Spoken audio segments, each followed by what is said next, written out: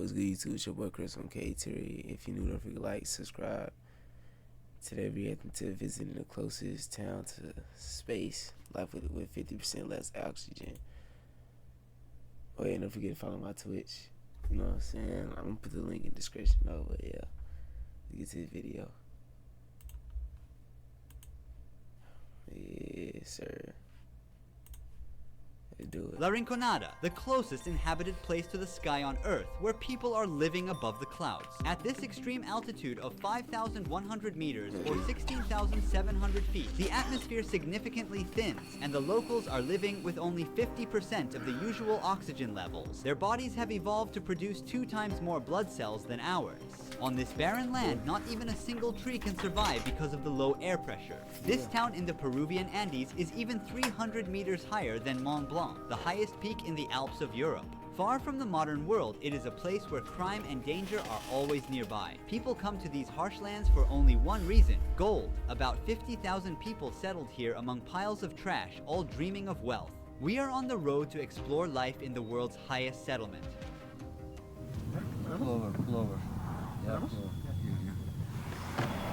Careful. Give me 2, please, 2 oxygens. Yeah. Please. Climbing above 2,000 meters in a day can trigger altitude sickness for someone used to sea level, but as of now we have already doubled that elevation level. Very deep.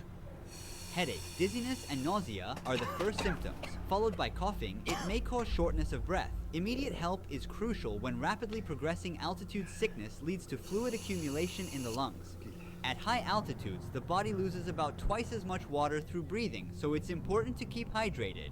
Look at the elevation here, friends. So that mountain is as high as that cloud. So we're gonna go above the clouds. Don't worry about us, we're fine. We're gonna inhale these as the altitude rises. Nothing happens to people from here. They have an adaptation to this situation. Atmosphere layer gets thinner and it makes it harder. Yeah, this dude, if I would already turn the car around, go back down there. Nigga, hell no. Inhale the oxygen. But we will get used to it. The place we're heading to is a mining town. Deadly chemicals like cyanide and mercury used in gold processing have contaminated the soil and agricultural water in the settlement. Before starting the journey, we also packed plenty of food and clean drinking water. We're born here. We are adapted to this elevation. The normal oxygen level in blood should be between 95 and 100%. Below 80%, vital organs become negatively affected. I'm trying to normalize my current 72% level with oxygen, but it's a temporary solution as we're going up higher every minute.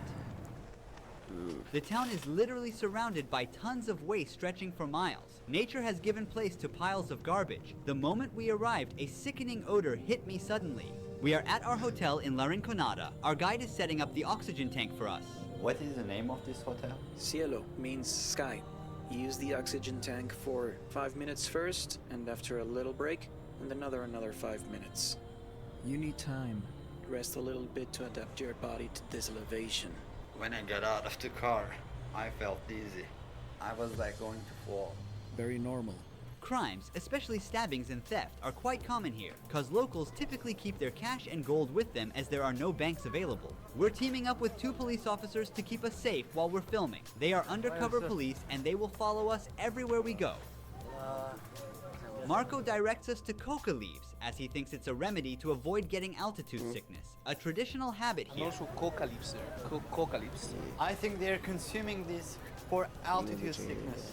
They chew 3 or 4 leaves on one side of their mouth. These leaves, which are illegal in most countries, produce a kind of numbing effect that helps users relax. It's good for almost everything. Maybe one of the police officers can carry this. We leave a busy and tiring day behind, and we will explore the town the next day. We are in the center of La Rinconada at sunrise. The police officers are by our side. The surroundings are full of local cafes, markets, and people. Even though I just woke up, my body feels dead tired, like it hasn't rested in days. Walking is hard with the dizziness and nausea. The dry air gives me a sore throat and chapped lips. As the night gave way to daylight, piles of garbage in the side streets became more visible. Even though it's summer and we are close to the tropics, the ground is frozen. In this place where the nighttime temperatures drop to -10 degrees Celsius, people are living in metal shacks without electricity or heating. No kitchens or bathrooms in these houses, and thousands of people have to use the same public toilets and baths for their personal needs. Like a web over the town, these hoses carry water from the glaciers above to the center. Almost nobody we meet here is originally from this place. Most have come from other regions of Peru with the dream of finding wealth through mining. The gold prices multiplied sixfold between 2001 and 2012 and led to a population boom in the area. However, the conditions are extremely harsh for the 50,000 people living here. There's been no effort to develop infrastructure suitable for the growing population. Every day, thousands of people throw their garbage on streets indistinguishable from dumping sites. There are no services from the government to pick up this trash. People are on their own. The most terrifying problem is the lack of a sewage system. Wastewater flows openly through the streets as it is. This soccer field does not consist of real grass. It's all artificial because trees and other plants cannot survive at this altitude. The town is located around the mountain called La Bella Durmiente, meaning Sleeping Beauty. Can you see here the face and the body? It's a lady. She's sleeping here. The shape of the mountain. The town blends into the sky with its chaotic gray structures. Every morning, workers walk for kilometers uphill to reach the mines. Filled with dangerous gases, the working conditions inside these tunnels are extremely tough. La Rinconada is also called the Devil's Paradise. This is because it's a town ruled by illegal companies that control the mines. There are signs near the tunnels that order to shoot those who enter without permission. No matter the warnings, we are determined to get inside these mining tunnels. Well, we'll try to see how they work. Our friends, they said, probably we can get very close. Can you see the lady there? The lady, Yeah, she's a lady up there. they collect the leftovers. Yes. Women are forbidden to work in the mines. According to local beliefs, the Sleeping Beauty becomes jealous and brings disasters like earthquakes if a woman touches its gold. They earn their living by searching for gold in waste rocks thrown outside the mines. Children searching for gold on the mountain can be easily identified by the frostbite marks on their cheeks. Being foreigners with cameras, we attract a lot of attention. After this point, I handed Marco my phone to capture footage inside the tunnels. These figures near the mining site, decorated with dried flowers, fruits, and alcohol bottles, represent mountain gods. Workers come here to pray for protection from accidents and success in finding gold. Incidents such as explosions, roof collapses, and gas poisoning occur about 25 times more often compared to advanced countries. If a mine worker dies, a company pays approximately $600 as compensation. The concept of a regular salary doesn't exist in La Rinconada. Miners work under an outdated and illegal labor system called cachorreo. They work for the company without pay for the whole month and then get one day to work only for themselves, taking home the gold they find as their salary on that day. Depending on the success of the cachorreo day, they may earn a significant amount or even end up working for free, so their income is theoretically determined by luck. However, the miners try to minimize this uncertainty by sometimes pocketing good-looking stones or hiding them in some secret spot for the cachorreo day. My oxygen level is now at 65%, way below the normal 95 to 100%. So I breathe super fast. My heart rate is like over 120, while it should be between 80 to 100. Right now, a local is checking his oxygen level. His results are way better than mine. 82% oxygen and a pulse of 97.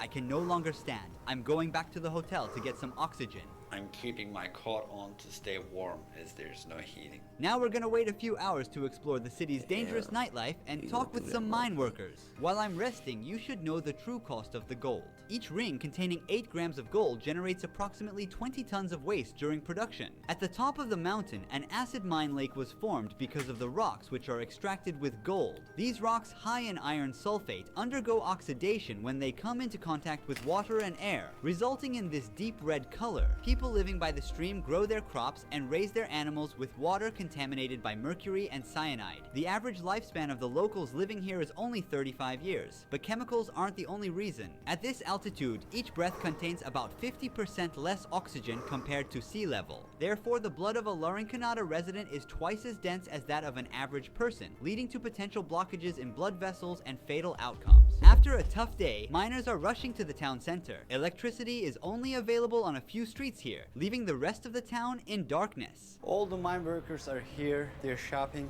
and socializing between each other. Stalls and little shops all around, selling everything: street food, clothes, household stuff, you name it. Kids are playing outside with endless energy until late at night. Oh, los argentinos. How old is he? 12. Is there only primary or also secondary school? Yes, there is. How big is the school? Not very big. Is there higher education? No, there is not. After that, you need to move to Puno or Juliaca to study. What if they don't move? Do they start working in the mine? Yes. As you see, people come here to exchange their gold pieces for souls. We are in an exchange office now. To keep out the robbers and attacks, they've placed iron bars in front of the counter. Now we're gonna see how they convert gold. Let me catch my breath, man. The ore you see is the result of a worker's hard labor spent throughout the month. Right now, the gold is in an amalgam with mercury, and heat treatment will be applied with a blowtorch to separate the two metals. For every gram of gold, about 2 grams of mercury evaporate and mix into the atmosphere. What is the hardest part of doing this job? Transporting the material. Because remember, there are many bad people or robbers, and it's not really safe to transport. What does she like about La Rinconada? Mostly there's nothing good. Shopify's point-of-sale system helps you sell at every stage of your business. With Because, as you can see, everywhere is contaminated. Well, you can earn a good income. Above the national average. That's why people come here. Different herbal tea mixtures are also consumed to reduce symptoms like headaches and fatigue. We call emoliente. What is this made of? Water, different herbs, and syrup. It's really good. Try a little bit. It's heavy. It's too hard to drink. We can't go more far. To there is no more electricity, no more lights. And it's better to stop here. Most miners spend their hard-earned money on alcohol and nightlife on these streets. If the living and working conditions do not kill a person, then a knife or AIDS does. Nightclubs are the most dangerous spots in La Rinconada. In this street there are bars, nightclubs, and some companionship options for mine workers. We are at the center of human trafficking, robbery, and murder in La Rinconada. If you look there, you can see the lady. There are many people trying to buy a rose for the ladies here. According to Puno police, approximately 2,500 underage girls are being exploited in these places we just walked by. The town has only one police station, and the Peruvian government isn't putting in any effort to combat these crimes. Is there a jail here? No. We call Calabozo. There is like a place, a very small place. There's no hospital in the city, right? There is a tiny, very tiny clinic, maybe 2, 3, 4 rooms max. We're now meeting with a miner who has spent 12 years working in La Rinconada. He also owns the only gym in the town. After a day of intense physical labor, miners continue sweating out. Ramiro is one of the few lucky miners. What is the largest amount of gold ore you ever found in grams? 200 grams. Oh wow, he found 800 grams in one piece. It's a lot of gold. Are you married? Yes, we have 3 children. They're in university. Do you advise your children to work in the mines? No, because it is very, very dangerous. They rob when the miners collect gold. How does elevation affect your body? Even though I'm from Puno, I have that problem. Puno is at 3,800 meters above sea level, so coming here at 5,000 meters above sea level, it starts to be challenging. Digestive issues at first, 3 days of suffering. How much money do mine workers make? Sometimes it goes up, down, down and up. One would earn more or less around 2,000 Peruvian soles and a little more. Your hands are so affected by working in the mines. I accidentally hit myself with a rock while trying to separate the mineral from the gold. So you're using a stone to crush, and then suddenly, bam, injuries, injuries, injuries, especially on this side when you're crushing. Are there any passed away mine workers? It's quite constant. The mine, many say, is for strong men. They don't mean strength in muscle size. Primarily, it's more about mental strength, about resilience, about mastering and considering the altitude. It's not so simple. We're 5,000 meters above sea level. Although the dream of coming to La Rinconada and finding a large gold ore may seem attractive from the outside, most miners and their families never achieve the financial comfort they desire. The Peruvian government has been silent for years about the illegal operations in gold mines and the abuse of workers. Despite all these conditions, people continue to seek the opportunity of a better life in the world's highest settlement. Thanks for watching. Don't forget to subscribe so you don't miss new documentaries. See you in... Alright, y'all, that's the end of the video. If you're new, don't forget to like, subscribe. And yeah, don't forget to follow my Twitch. And we out.